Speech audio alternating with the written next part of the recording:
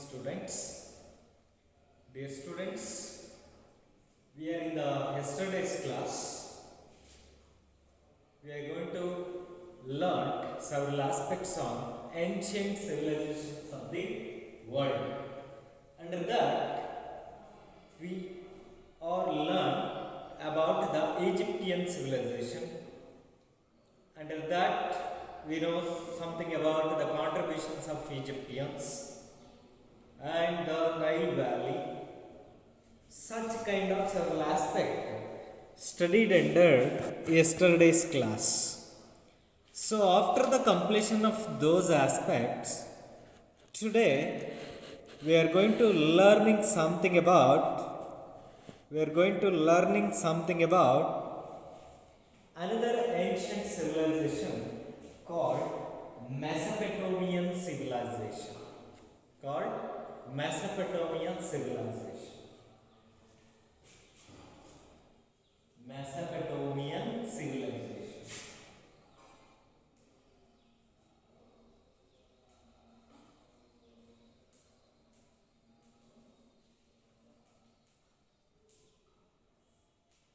See, dear students, this is also one of the ancient civilization of the world. So, Mesopotamia is an area that lies in a valley between two rivers. Mesopotamia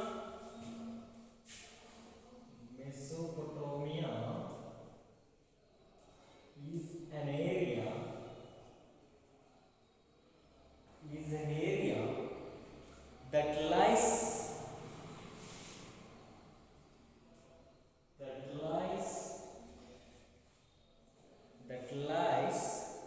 in a valley between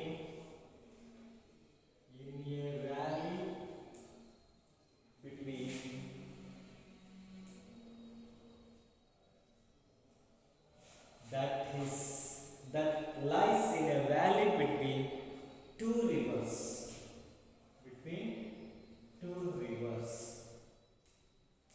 That is what we call Mesopotamia. Mesopotamia is an area that lies in a valley between two rivers. Many of the places described in the Old Testament can be seen here. Many of the places described in the Old Testament.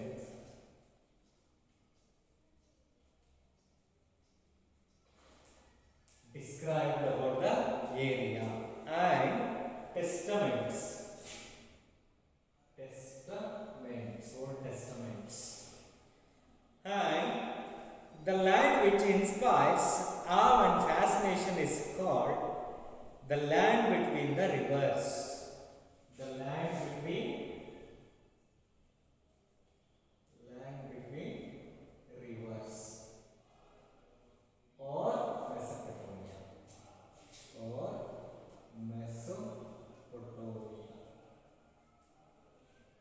See, all these things referred in the Old Testament. And later on, according to Greeks, the land between rivers or Mesopotamia.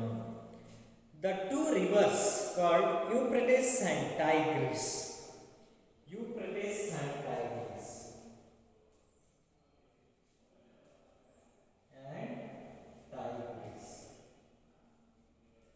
See, these are all the two major rivers.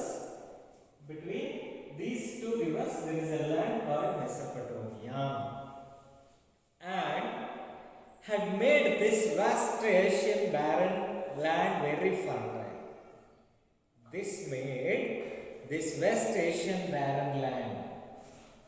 West Asian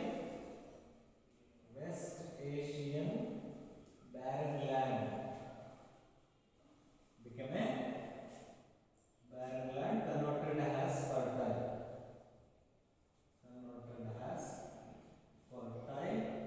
Land. See, dear friends, West Asian barren land converted as fertile land. It was the fertility of this area that attracted the people to it. And since food crops could be grown with little effort. The northern hilly tribes and the southern nomadic tribes, northern hilly tribes and southern nomadic tribes of that desert tried to establish control over this area. The rivalry between these tribes lead to number of endless conflicts. However, in the midst of these conflicts, there emerged a civilization strong and have race. The Sumerians were the first one to evolve a system of writing in Mesopotamia. They evolved in a system of writing in Mesopotamia. And for 30 centuries, all those who entered the fertile valley, Sumerians, 30 centuries,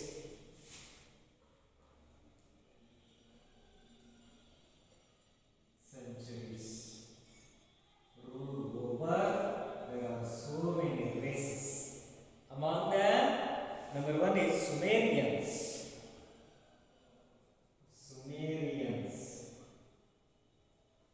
And another race is Assyrians, Babylonians.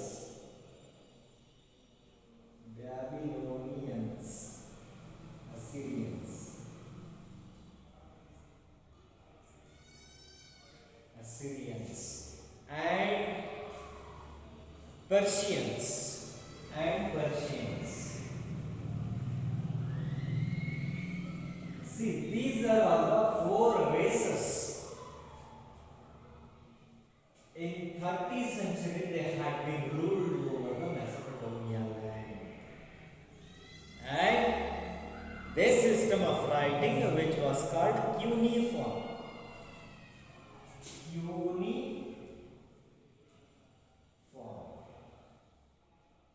This is the Mesopotamian writing scripts.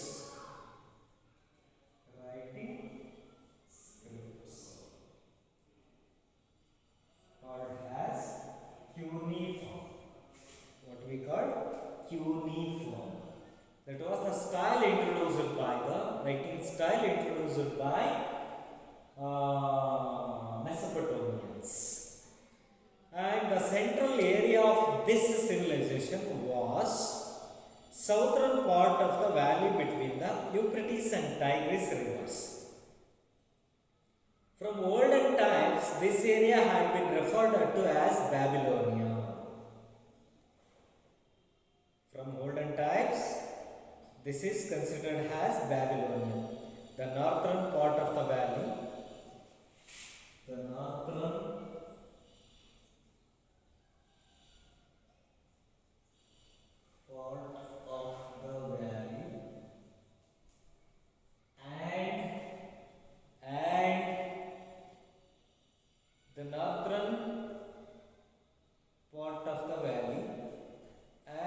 southern part of the valley.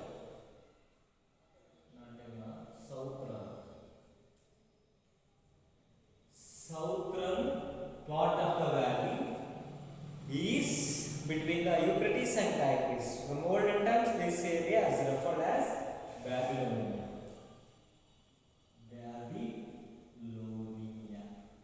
This area referred as Babylonia. And the northern part of Babylonia was called the northern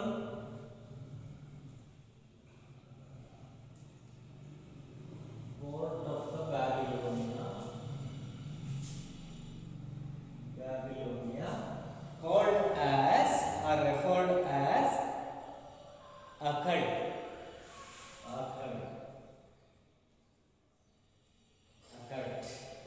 And the southern part, Sumer.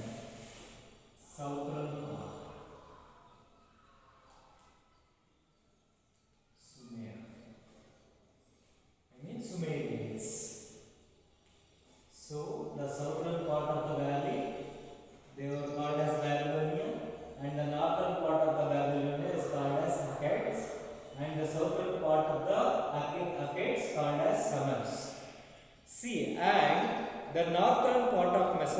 Mesopotamia was known as Assyria. The northern part.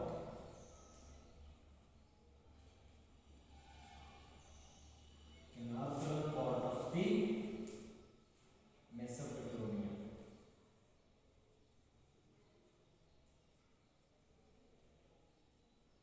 The northern part of the Mesopotamia is called as Assyria.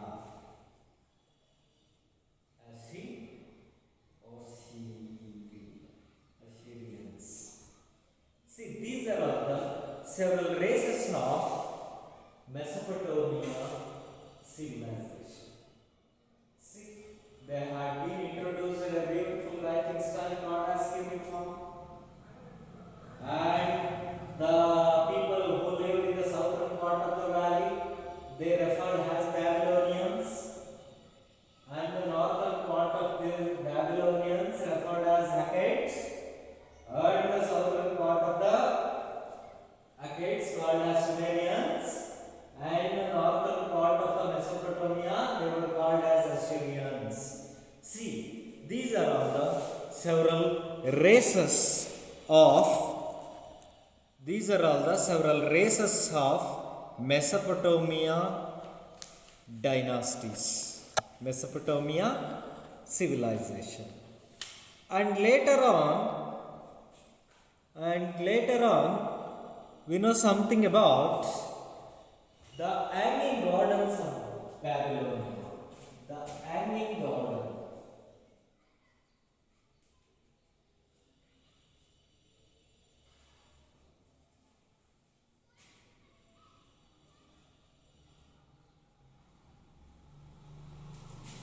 The hanging garden of Babylonia.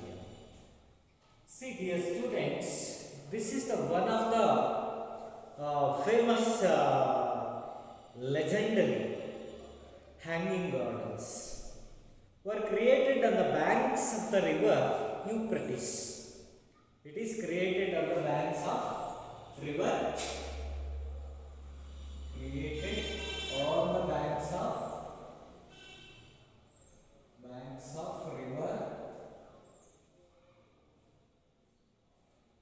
Created on the banks of river Euphrates. This is one of the legendary work of Babylonians. And around 7th century BC. 7th century BC. During that time it was created by the Babylonians. And this was one of the 7 wonders of the world, old world. It is the one of the 7 wonders of the old world. But it is surprising to note that the Babylonian cuneiform records, which make a mention of the city, its places and its walls are totally silent about the hanging gardens. Most of the scholars are of the view that King Nebuchadnezzar, it was the one who created the gardens. Nebuchadnezzar.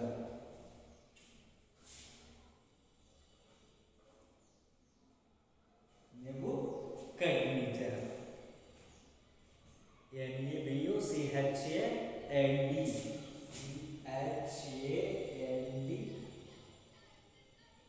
Nebuchadnezzar. So, who considered as builder of the hanging garden? Nebuchadnezzar. Nebuchadnezzar second. Who built the hanging garden of Babylonians? And it was the one who created the gardens. And Nebuchadnezzar's wife Amytis was from Mia.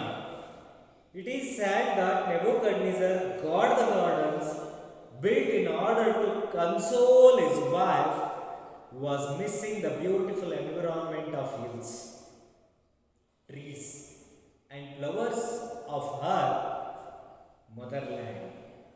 Some scholars opine that the garden were created by Assyrian king Samurat.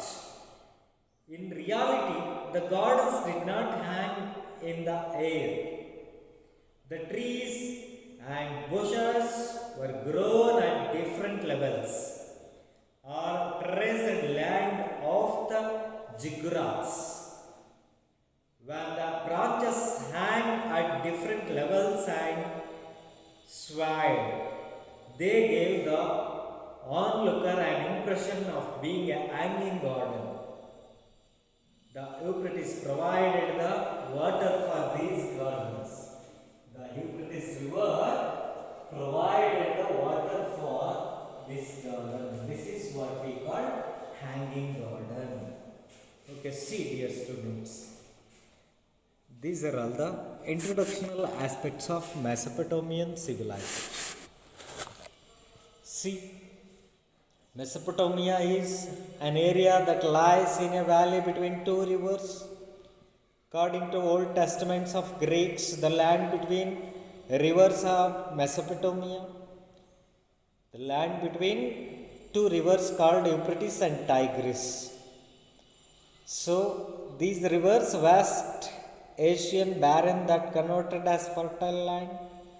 That fertile land ruled over 30th century by four different races among Sumerians, Babylonians, Assyrians, Persians, and they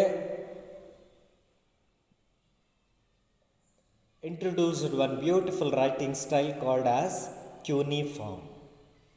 And the southern part of the valley, they were called as Babylonians.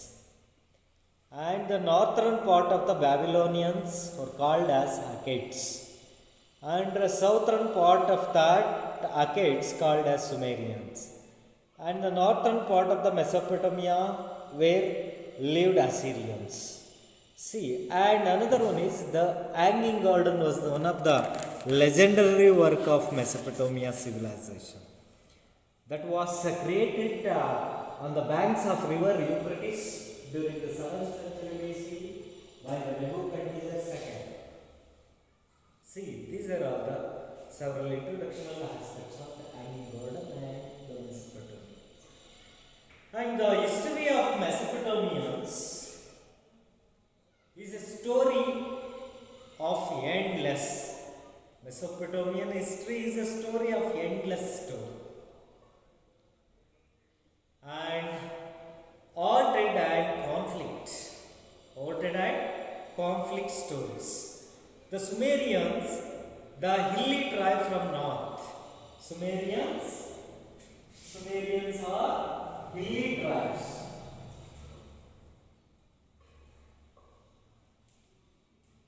Hilly tribes of north. And were the first to arrive here. They who used to worship their gods on the top of the hills. They were going to use to worship their gods on the top of the hills, and after coming to the plains, but artificial hills, and established their places of worship there. These were called ziggurats.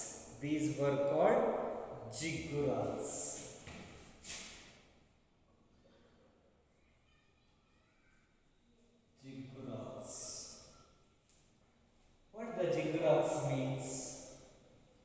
Dear students, ziggurats means they were built, Sumerians built artificial hills.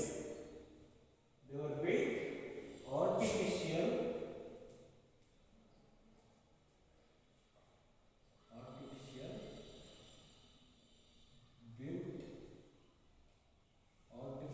built hills where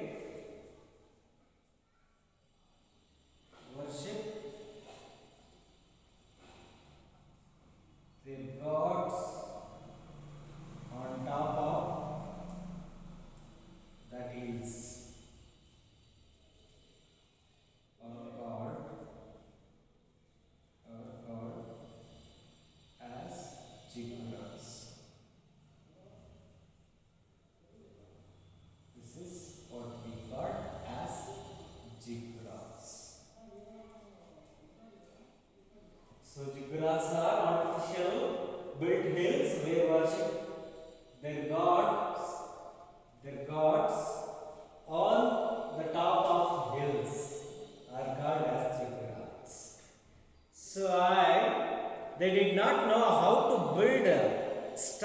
and therefore surrounded them with sloping galleries. The Jews called these towers of Babel. The Jews called these the towers of Babel. The towers of Babel. The Jews called the tower of Babel.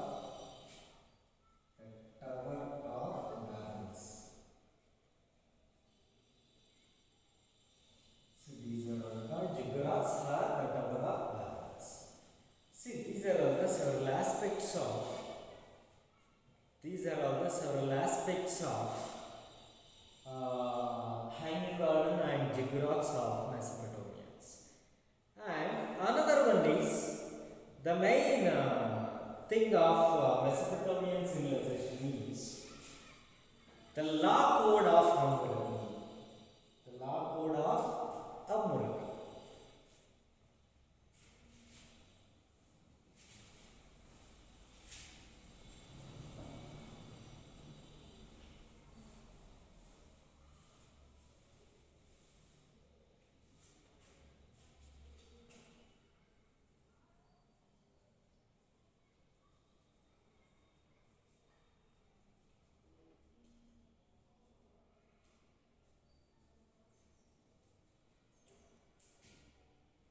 The law code of Hammurabi. See, dear students, the main source of the law codes of Hammurabi are rock edicts.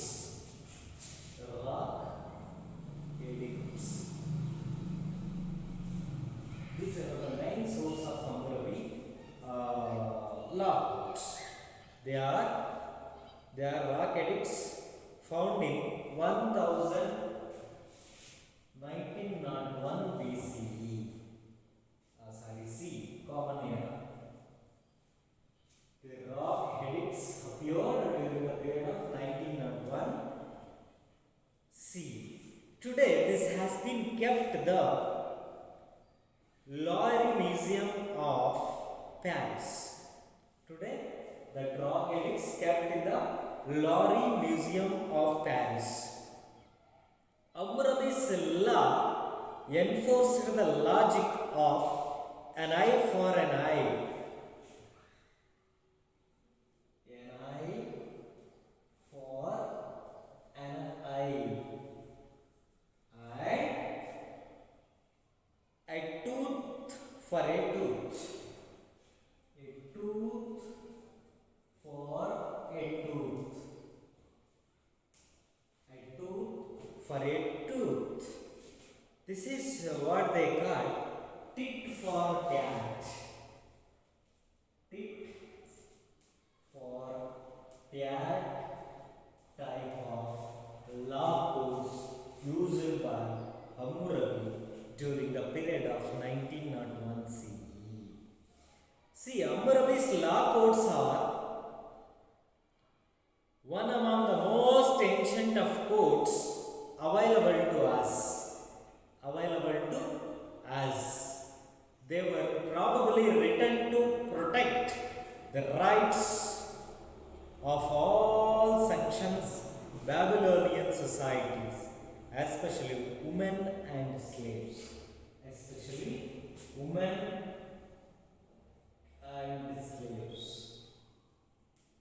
They were used these law codes of Hammurabi. This is what we call law codes of Hammurabi. And the Sumerians had entered Mesopotamia in 4000 BC. Sumerians entered 4000 BCE to Mesopotamia. Sumerians entered into Mesopotamia during 4000 BCE. Later they were overpowered by Akkadians. One of the tribes of the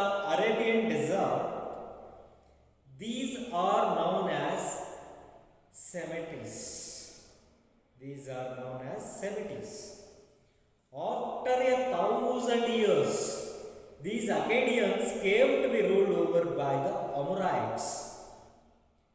Another Semitic tribe, the most famous king of the Amorites was Hammurabi. The most famous king of Amorites was Hammurabi. Famous king of Amorites. Famous king of Amorites was Hammurabi. And later on, he got built a fabulous palaces for himself in Babylonia. And he formed the courts of justice and made Babylonia to be considered the best administered kingdom in the whole of the old world. The Hittites came later. Who came later? Hittites occupied the valley and destroyed all that they could not carry away. These Hittites were defeated by the Assyrians, who were the followers of Asura god. Asura means desert god. Asura.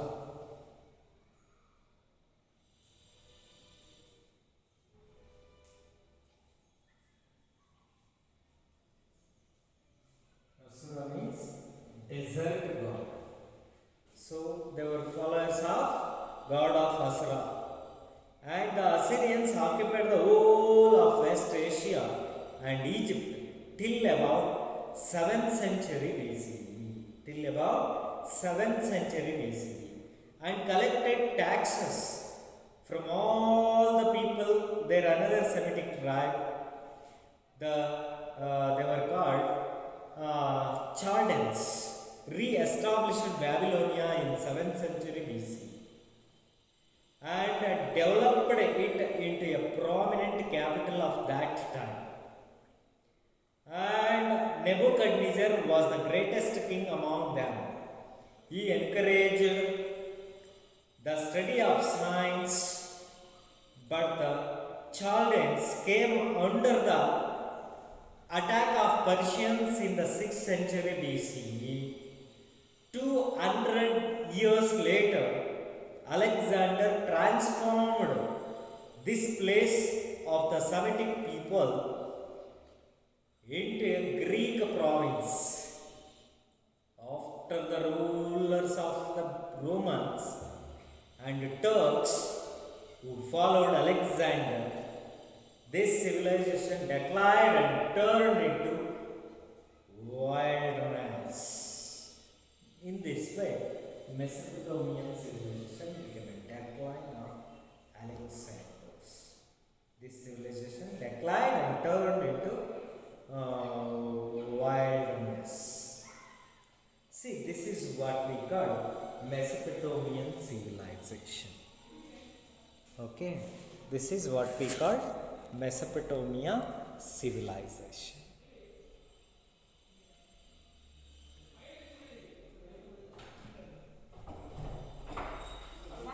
Sir?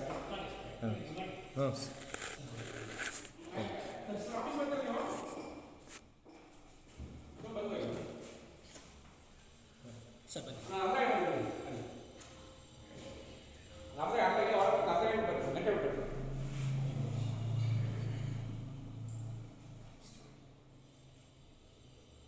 This is what we got, the law code of Hammurabi.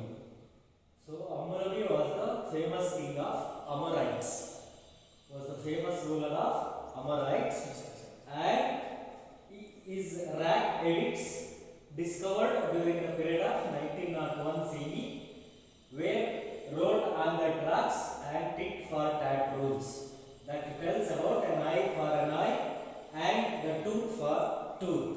This is what we call law code of Hammurabi.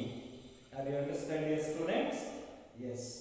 So after that, all the law codes of Hammurabi referred and applied for women and slaves during that period. And later on,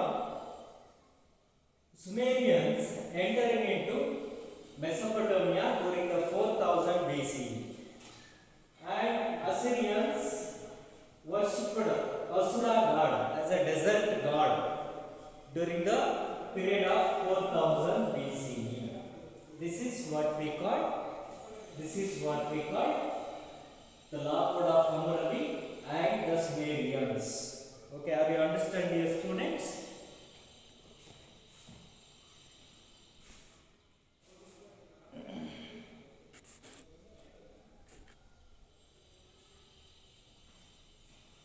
See, dear students, after the completion of Mesopotamian civilization, now we can move to another civilization, another one of the ancient civilization called Chinese civilization. The Chinese civilization. The Chinese civilization.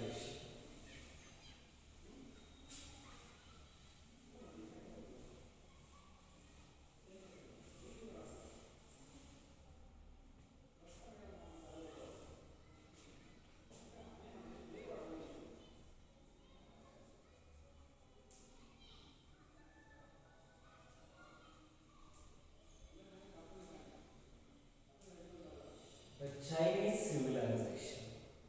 See, dear students, it is a special feature of all ancient civilization. It is a special feature of all ancient civilization.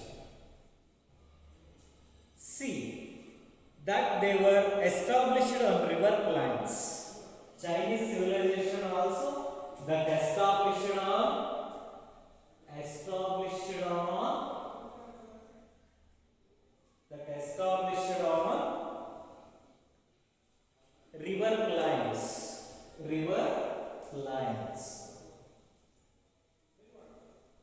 river lines. And the Chinese civilization was no exception to this. But the river which led to the establishment of Chinese civilization was known as China's Sorrow.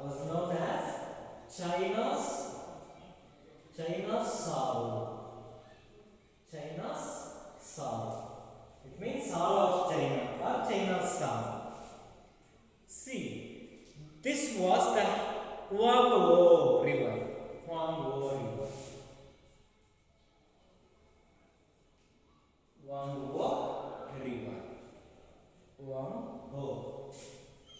This is the name of river. On the banks of that river, Chinese civilization is established. And see, this was the Huanghe River. After the floods, this river changed its course in an unpredictable manner. And in inundated houses and agricultural lands, it would render all the canals useless. This was the reason the people of that area referred to it as a symbol of sorrow. That's why it has a symbol of sorrow.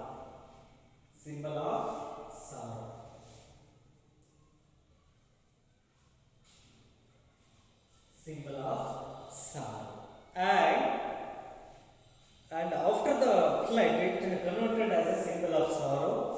According to archaeological evidences, the first ruling family of the Chinese civilization was the Shang dynasty.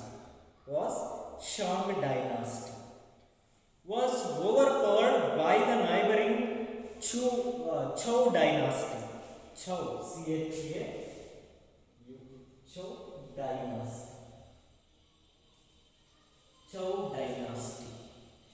And the Zhou dynasty continued the good traditions of the Shang culture and ruled till 250 BCE.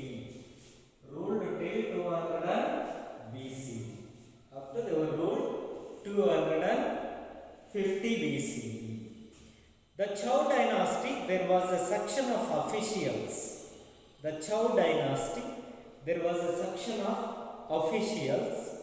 Below the kings. The king allotted portions of land to the officials.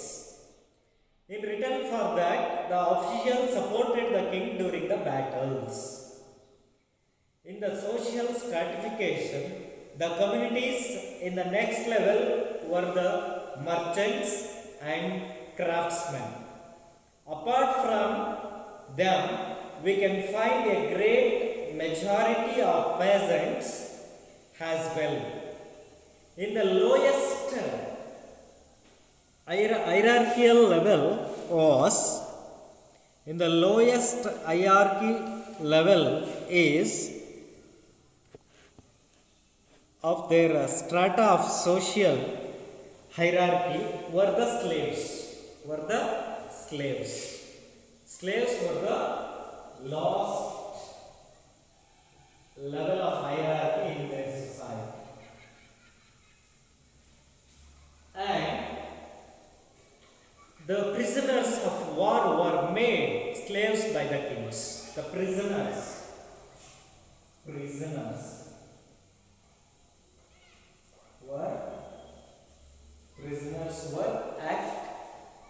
were made as slaves. Were made as slaves for kings. See, dear students, after that, where we observed in the Chinese civilization, that was the Great Wall of China. The Great Wall of China. The Great Wall of China. See, this is what we call one noteworthy thing that we observed during the Chinese civilization. See, dear students, the Chinese empire consisted of many small provinces. 7 big states were created, bringing these smaller provinces under them. Every state that was created thus constructed a wall along its boundary for protections. Emperor Qin Shang ordered that the walls of the northern Chinese states be connected. This enabled Qin Shang This enabled the northern walls of the world of attacks of invaders from the north. The construction of the Great Wall began in the 7th century BC and continued till the 16th century. The worn out parts were repaired and strengthened. When the work was completed, it stretched to more than 5,000 kilometers. It is more than 5,000 kilometers a day. So it is one of the 7 wonders of the world. It is one of the 7 wonders.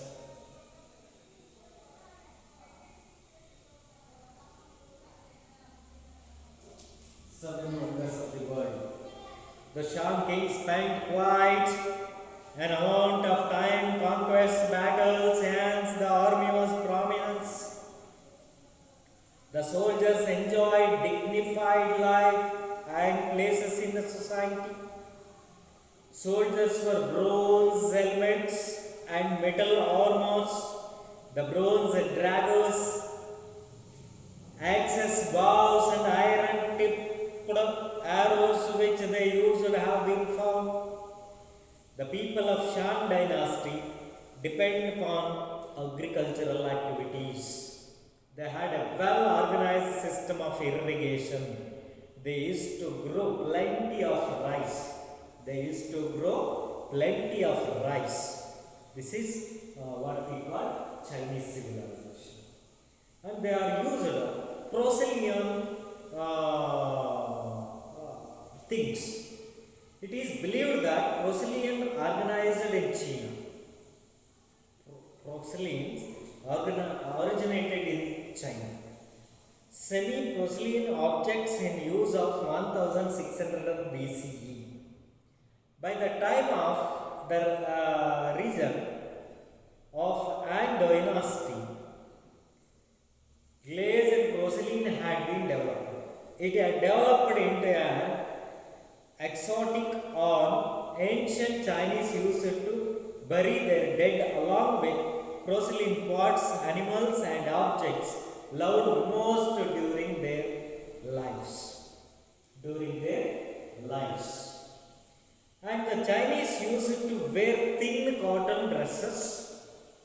They used to silk too and engaged in silk worm rearing. Silk manufacturing was a prominent industry. The Chinese used to make excellent pots and had learned to make various objects from porcelain. It was a custom of Chinese to worship their ancestors. They believed that a dead man became a spirit and that the spirit had special powers. The dead body was buried along with the various wooden articles, pots, bronze vessels, and other objects. The tombs of kings used to be quite large. The tombs of the kings used to be large. And the Chinese tradition of writing began with pictures and got transferred into ideographic script. Ideographic script. They used to ideographic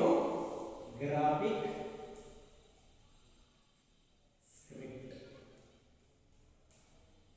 Ideographic script they had to use. And writers used to write on silk and bamboo slips. They are going to write on silk and bamboo slips. Silk and bamboo slips. So these are for used as a writing purposes. And porcelain and the Great Wall are the exceptional contribution of Chinese culture. Contributions of this Chinese culture. See, dear students, these are all the several aspects of Chinese civilization. And the greatest contribution, what we call porcelain and the Great Wall of China. These are all the several greatest contributions of Chinese.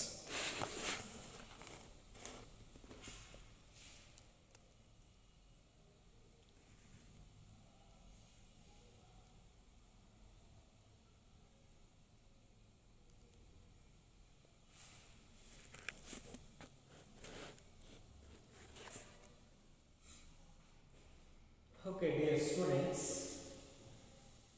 so all those things comes under the ancient civilization of the world. I already told you so many ancient civilizations are there. Among them, Egyptian civilization is one of them, and Mesopotamian civilization is another one, and the Chinese civilization is one more. See, these are all considered as ancient civilizations of the world. Okay, this is the unit called ancient civilization of the world. So, this unit was completed. If you have any doubts regarding this unit, please ask me later. Okay, and we will go through